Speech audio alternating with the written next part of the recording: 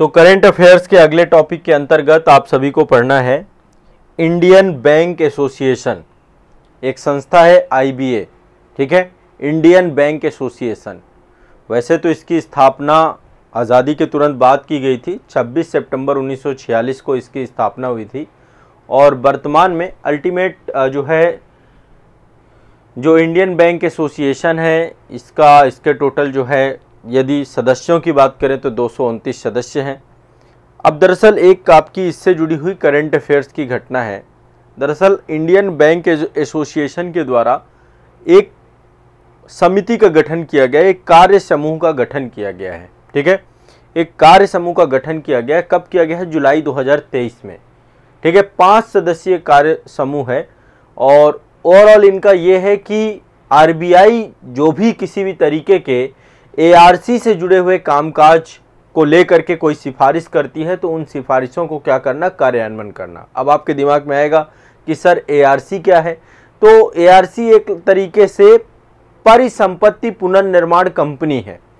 परिसंपत्ति पुनर्निर्माण कंपनी एक विशेष वित्तीय संस्थान है ना, जो बैंकों और वित्तीय संस्थानों के NPA या खराब संपत्ति को खरीदती है।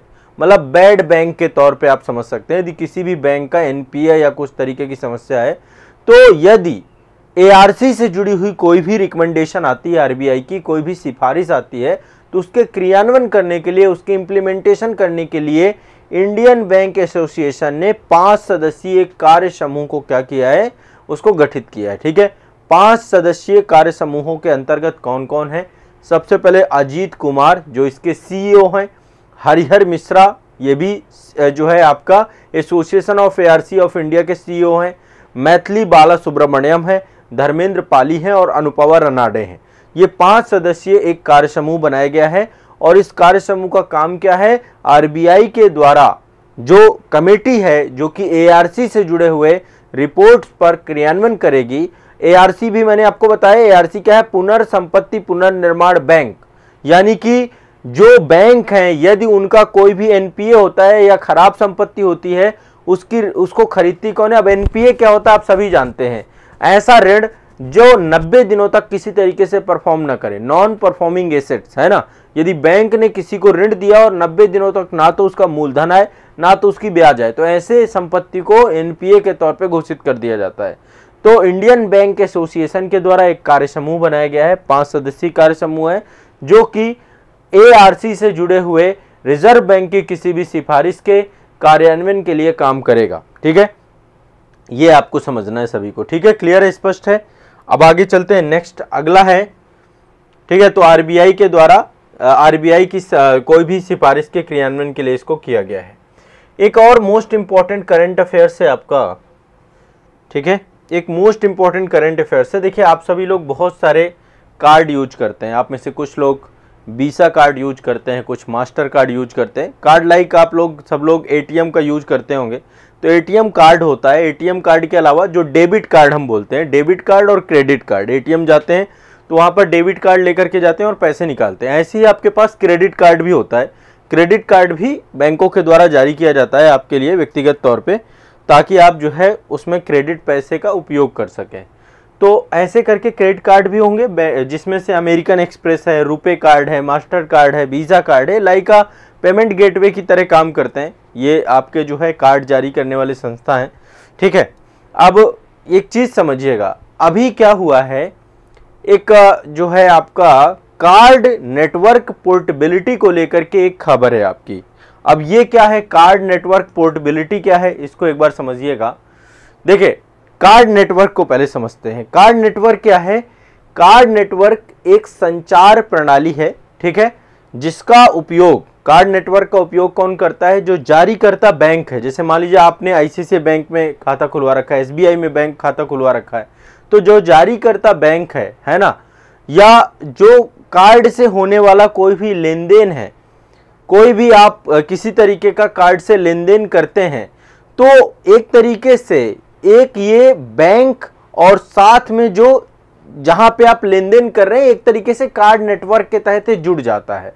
अब कार्ड नेटवर्क में काम करने वाली संस्था ही ये है सारी की सारी, लाइक वीसा, ये भी कार्ड नेटवर्क से जुड़ी हुई है, मास्टर कार्ड कार्ड नेटवर्क से जुड़ी हुई है, रुपे कार्ड भारत सरकार के द्वारा जारी किया गया भी कार्ड नेटवर्क है। अमेरिकन एक्सप्रेस हो गया आपका, ऐसे ही बहुत होते हैं, एक डिनर क्लब करके, ऐसे करके बहुत सारी संस्थाएं जो कि कार्ड जारी करती हैं। तो ये सब कार्ड नेटवर्क है। अभी जैसे आप लोग देखते हैं, आपके पास मान लीजिए जियो का सिम है, आप उसको पोर्ट करा सकते हैं एयरटेल में, आप उसे पोर्ट करा सकते हैं वीआई में, आप उसे पोर्ट करा सकते हैं किसी दूसरे उसमें। उसी तरीके से आने वाले समय में, मतलब इसी टाइम पे कार्ड नेटवर्क पोर्टेबिलिटी का भी आपके लिए एक ऑप्शन आ रहा है। इस सेवा के अंतर्गत कार्ड उपयोगकर्ता अपने कार्ड नेटवर्क को उसी तरीके से पोर्ट करा सकेंगे जैसे फोन नंबर को हम पोर्ट कराते हैं। बहुत सिंपल सा है, ध्यान समझिएगा। कार्ड को भी पोर्ट करा, मान लीजिए आपको वीसा में चार्ज ज्यादा लग रहे हैं तो आप मास्टर कार्ड में इसको पोर्ट करा सकते हैं, या मास्टर कार्ड पे लग रहे हैं तो आप इसे रुपए कार्ड में पोर्ट करा सकते हैं। ठीक है, और ये कब से स्टार्ट हो जाएगा? 1 अक्टूबर 2023 से आपको ये राइट होगा कि आप अपने कार्ड को पोर्ट करा सकें। ठीक है, तो अब कार्ड जारीकर्ता को कार्ड नेटवर्क पर कार्ड जारीकर्ता को जारी करना होगा कि उनको चुनाव का अधिकार देना होगा कि भाई वीसा चाहिए, मास्टर कार्ड चाहिए। अभी क्या होता है, आमतौर पे आपने मान लीजिए एटीएम कार्ड को आपने अप्लाई किया है ना, तो बैंक क्या कहता है, या तो आपको वीसा का भेज देगा, मास्टर कार्ड का भेज देगा, रुपए कार्ड का भेज देगा, है ना, जो एटलीस्ट इनके टाई अप होते हैं कार्ड नेटवर्क से। ध्यान से समझिएगा, कार्ड नेटवर्क मैंने आपको बताया, कार्ड नेटवर्क क्या है? एक तरीके से नेटवर्क, ये संचार प्रणाली के तौर पे काम करते हैं जो कि बैंकिंग लेन देन से जुड़े हुए हैं।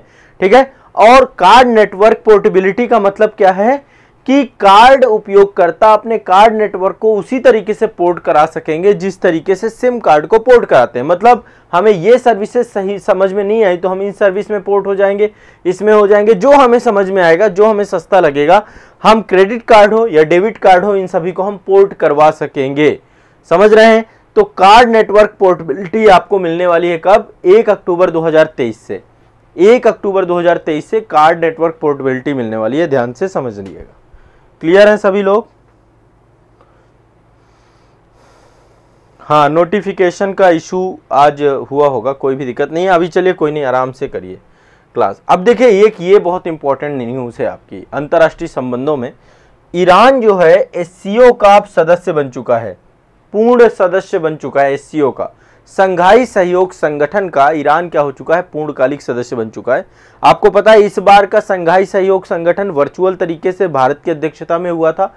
4 जुलाई 2023 को ईरान संघाई सहयोग संगठन का स्थायी परमानेंट मेंबर हो गया है। इस बार भारत की मेजबानी में हुआ था संघाई सहयोग संगठन। ठीक है, 4 जुलाई 2023 को भारत की अध्यक्षता में हुआ। ऑनलाइन या वर्चुअल माध्यम से, डिजिटल माध्यम से संघाई शिखर सम्मेलन में ईरान को सदस्यता प्रदान की गई है। भारतीय प्रधानमंत्री नरेंद्र मोदी ने संघाई शिखर सम्मेलन 2023 की अध्यक्षता प्राप्त की है। ठीक है, ईरान संघाई का पूर्णकालिक सदस्य बन गया है। तो इस बार 23वां शिखर सम्मेलन था संघाई का। थीम क्या थी? सुरक्षित संघाई सहयोग की ओर, सुरक्षित संघाई सहयोग संगठन की ओर। एक वर्चुअल शिखर सम्मेलन था और भारत जो है संघाई का 9वां सदस्य, वो माफ करिएगा, ईरान जो है संघाई का 9वां सदस्य देश बना है। ईरान अभी तक 8 थे टोटल पूर्णकालिक सदस्य, अब 9th मेंबर के तौर पे ईरान आ चुका है। ये करंट अफेयर्स का मोस्ट इंपॉर्टेंट क्वेश्चन है आईआर में, इसको आपको जरूर ध्यान रखना है, बहुत ही महत्वपूर्ण क्वेश्चन बन सकता है, पूछा जाएगा ये। तो भारत की अध्यक्षता में 23वां, पहले तो ये आपको पता होना चाहिए कि संघाई सहयोग संगठन हुआ कैसे है। भारत में हुआ है, वर्चुअल तरीके से हुआ है। थीम इसकी थी सुरक्षित संघाई सहयोग, और इसमें संघाई का 9वां सदस्य देश कौन बन चुका है? ईरान। ठीक है, ईरान बन चुका है 9वां सदस्य देश। क्लियर है, स्पष्ट है सभी को? बहुत सिंपल सी बात बता रहा हूं। देखो, संघाई सहयोग संगठन के बारे में आप सभी जानते हैं, 2001 में संगठन बना था और इसमें टोटल 9 सदस्य हैं, 9वां सदस्य ईरान है। इससे पहले भारत और पाकिस्तान इसके सदस्य बने थे। ठीक है, क्लियर है, स्पष्ट है, इसमें कोई टेंशन नहीं है। उद्देश्य सिर्फ इतना है कि राजनीतिक, व्यापार, अर्थव्यवस्था, विज्ञान और तकनीकी के क्षेत्र में मध्य एशिया और जो आपका जो दक्षिण ये एशिया है, पूर्व एशिया है, इनके बीच में एक संबंध स्थापित करना। ठीक है, तो ये आपको दिमाग में बैठा के रखना है। इस समय जो ईरान के राष्ट्रपति हैं उनका नाम है इब्राहिम राइसी। क्या नाम है? इब्राहिम राइसी। ये मुस्लिम गणराज्य से जुड़े हुए हैं, मुद्रा इनकी रियाल है। इब्राहिम राइसी। क्लियर है सभी को? स्पष्ट है? चलो आगे बढ़ते हैं। नेक्स्ट, ये आप देख पा रहे होंगे, कोयला के बारे में आप सभी जानते हैं, कोयला की खदानें हैं। ये है कोल माइंस, कोयला है, काला है, ठीक है। एक नई जो है खबर है, वित्त वर्ष 2022-23 में कोयला और लिग्नाइट खदानों के लिए स्टार रेटिंग पंजीकरण प्रक्रिया शुरू की गई थी। क्या शुरू की गई थी? स्टार रेटिंग पंजीकरण प्रक्रिया प्रारंभ करने की घोषणा 21 जून 2023 को की गई थी, कोयला मंत्रालय ने किया था।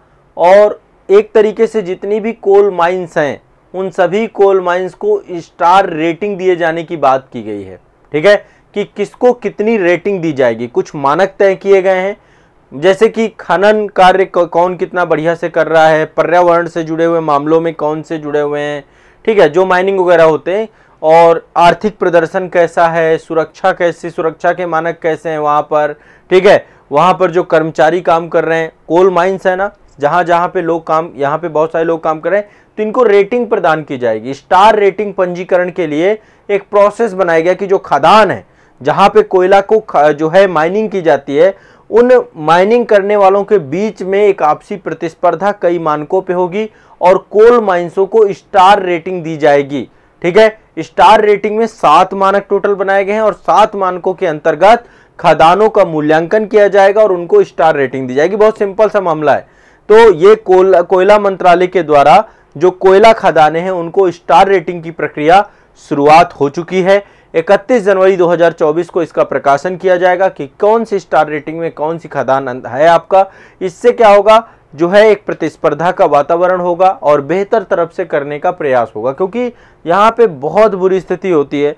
जो कोल माइंस में काम करने वाले वर्कर होते हैं उनके लिए भी बहुत ज़्यादा जो है व्यवस्थाएं नहीं होती हैं, पर्यावरण इको फ्रेंडली भी नहीं होता। तो वो सारे पैरामीटर्स के अंतर्गत जो है जब इनकी रेटिंग की जाएगी तो इससे इनमें एक प्रतिस्पर्धा का वातावरण आएगा, ठीक है। तो क्या है ये खबर, वित्त वर्ष 2022-23 के लिए कोयला और लिग्नाइट खदानों के लिए स्टार रेटिंग की पंजीकरण प्रक्रिया आपकी शुरुआत हो चुकी है। 21 जून 2023 को इसकी घोषणा की गई थी, कोयला मंत्रालय के द्वारा की गई थी और प्रतिस्पर्धा और दीर्घकालिक खनन को प्रोत्साहन देने के लिए की गई थी, ठीक है। चलो आगे बढ़ते हैं। नेक्स्ट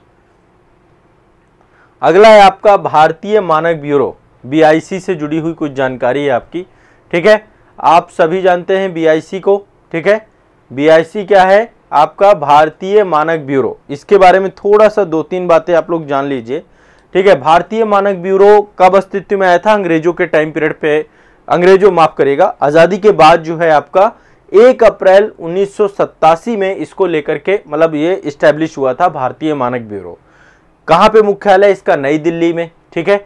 और क्षेत्रीय कार्यालय टोटल इसका, एक पूर्वी क्षेत्रीय कार्यालय है कोलकाता में, एक दक्षिणी है चेन्नई में, उत्तरी है चंडीगढ़ में, पश्चिमी है मुंबई में और मध्य है नई दिल्ली में। टोटल 5 क्षेत्रीय कार्यालय हैं और मुख्यालय इसका नई दिल्ली वाला ही मुख्यालय इसका बनाया गया है, ठीक है, भारतीय मानक ब्यूरो का। अब आप कहेंगे सर इससे जुड़ी हुई खबर क्या है? तो खबर समझिएगा कि जो कृषि जो उत्पाद हैं, बहुत सारे कृषि उत्पाद हैं, कृषि उत्पाद से बनने वाले जो बर्तन हैं उनके लिए मानक जारी किया गया है BIC के द्वारा। भारतीय मानक ब्यूरो ने बहुत सारे कृषि उप उत्पादों से बने बर्तनों के लिए मानक जारी किया है, ठीक है। कब जारी किया है? 22 जून 2023 को। मानक कौन सा है? इसके लिए एक मानक यूज किया गया है IS 18267, IS 18267, ठीक है। ये मानक है, एक नंबरिंग होती है आमतौर पे और इसको चूंकि 2023 में जारी किया गया है तो यहाँ पे लास्ट में 2023 लिखा हुआ है। तो जो एग्रीकल्चर है, एग्रीकल्चर से जुड़े हुए उत्पादों से बने हुए बर्तनों के लिए एक मानक जारी किया गया है, ठीक है। अब उद्देश्य क्या है, अल्टीमेट क्यों इसको जो है जारी किया गया है? पहली बात, ग्रामीण विकास को बढ़ावा देना, ठीक है। दूसरा, MSME उद्योग को बढ़ावा देना जो इससे जुड़े हुए हैं।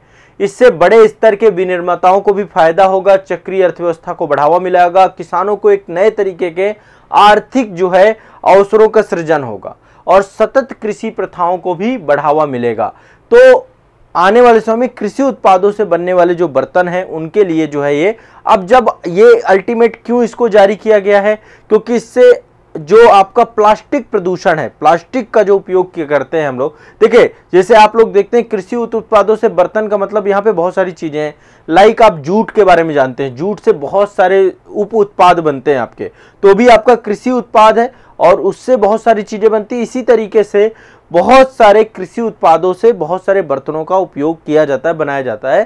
तो इससे क्या होगा, पर्यावरण प्रदूषण खत्म होगा, क्योंकि ये आपका कैसा होता है, इसी प्रकृति में ही मिल जाएगा। ठीक है, इससे सततता को बढ़ावा मिलेगा, पर्यावरण संरक्षण होगा, चक्रीय अर्थव्यवस्था को बढ़ावा मिलेगा, उपभोक्ता कल्याण को बढ़ावा मिलेगा और प्राकृतिक संसाधनों का बेहतरीन उपयोग हम इससे कर पाएंगे। तो ये अल्टीमेट जो है इसका उद्देश्य है भारतीय मानक ब्यूरो का। क्लियर है, स्पष्ट है सभी को, कोई समस्या नहीं है इसको लेकर के? बहुत सिंपल सा है, भारतीय मानक ब्यूरो, इसको लेकर के आपका ये करंट अफेयर्स था। एक और आपको जो है करंट मुझे बताना है, एक करंट अफेयर्स लास्ट है ये आपका, ये है 2 उन्नत डोर्नियर विमानों की खरीद के लिए अनुबंध पर हस्ताक्षर हुए हैं। ठीक है, 2 उन्नत डोर्नियर विमानों की खरीद के लिए अनुबंध पर हस्ताक्षर किए गए हैं 7 जुलाई 2023 को नई दिल्ली में, और ये रक्षा मंत्रालय और साथ में HAL हिंदुस्तान एरोनॉटिक्स लिमिटेड, इन दोनों के बीच में ये डोर्नियर विमान है। इस डोर्नियर विमान के लिए क्या किया गया है, 2 नए, मतलब कि नए 2 विकसित किए जाएंगे, HAL के द्वारा बनाए जाएंगे। टोटल 458 करोड़ रुपए में इन विमानों को खरीदने की बात हुई है। ठीक है, क्लियर है? और ये क्यों खरीदे जा रहे हैं, ताकि जो हमारा जो एक तरीके से भारतीय तटरक्षक बल है उसको दिया जा सके, उनके साथ जो है बहुत सारे काम उनको किए जा सके। तो इसमें कई सारे उन्नत उपकरण भी लगे हुए हैं, जैसे कि समुद्री गश्ती को लेकर काम करेगा, इसमें रडार है, समुद्री गश्ती रडार जिसे हम कहते हैं, इंफ्रारेड डिवाइस लगी हुई हैं, मिशन प्रबंधन प्रणाली लगी हुई है, ग्लास कॉकपिट लगी हुई है। तो डोर्नियर विमान जो है HAL के द्वारा बनाया जाता है और ये आपका गश्ती विमान के तौर पे काम करता है। आपके सामने डोर्नियर विमान है और HAL की कानपुर वाली, जो आपकी कानपुर में इसका परिवहन विभाग प्रभाग है, उसके द्वारा जो है इसको बनाया जाता है। तो ये ध्यान रखिएगा, डोर्नियर विमान को लेकर के HAL के साथ समझौता स्टैब्लिश किया गया है। 2 नए डोर्नियर विमान जो है खरीदने पर अनुबंध पर हस्ताक्षर किया है डिफेंस मिनिस्ट्री और जो है HAL के द्वारा। ठीक है, तो डोर्नियर विमान पर समझौता हस्ताक्षर हुआ है, ये ध्यान रखना है। BIS के द्वारा कृषि उप उत्पादों से बने बर्तनों को लेकर के एक क्या किया गया है, आपका मानक ब्यूरो जो है जारी किया गया है। और ये मानक मैंने बताया कि IS 18267 जो है आपका 2023 जो है आपका ये मानक आपको इनको दिया गया है। इसके बाद मैंने आपको बताया कि यहाँ पर स्टार रेटिंग की जाएगी, जो आपकी कोयला खदानें होंगी इनकी स्टार रेटिंग के लिए सरकार ने बात कही है। और ईरान जो है संघाई सहयोग संगठन का पूर्णकालिक मेंबर बन चुका है। ठीक है, और साथ ही जो आपके ये कार्ड आप पोर्ट करा सकते हैं, अक्टूबर से आपके पास एक बहुत बड़ी जो है सुविधा हो जाएगी कि आप किसी भी कार्ड को पोर्ट करा लीजिए। कार्ड नेटवर्क पोर्टेबिलिटी का एक ऑप्शन आ चुका है आपका, आपकी चॉइस के हिसाब से कार्ड आपको मिलेगा। और साथ में आपको इंडियन बैंक एसोसिएशन के द्वारा एक कार्य समिति को क्या किया गया है, गठित किया गया है, जो कि ARC से जुड़े हुए जितने भी मामले होंगे उस पर जो है कार्यान्वयन करेगी, उससे जुड़ी हुई चीज़ें करेगी। तो करंट अफेयर्स के इन सभी बिंदुओं को अच्छे से रिवाइज कर लीजिए, इंपॉर्टेंट करंट अफेयर्स हैं, इतने सारे के सारे आप लोग याद कर लीजिए। ठीक है, चलिए।